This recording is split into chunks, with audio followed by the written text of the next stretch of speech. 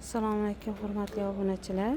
Mana men bugun sizlarga bir sloy masalasi bo'yicha unda qilay. Mana kardiantimiz 164K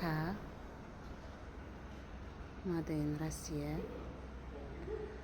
Xo'p, Qirg'izistondan, Qozog'istondan klientlarimiz keladi.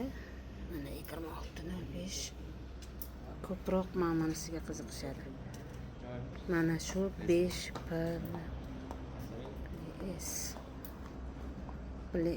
mana shu yozuvga qiziqishadi. Buni yuk ko'tarish tonnasiga qiziqishadi. Mana nechta tonna ko'taradi.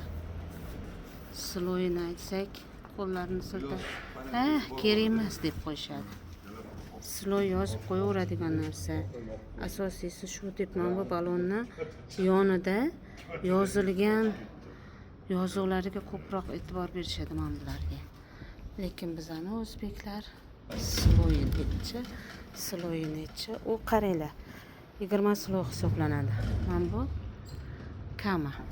U kardiantida bu kama mana 24 sloyli kamani yoniga turib oldim delabdan. Mana indeks nagruskasi 164K.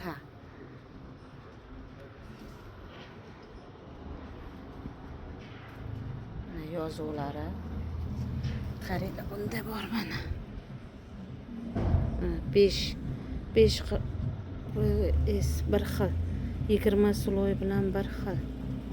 Yana buni yuk ko'tarishi 5 tonna mana. 4,5 tonna edi.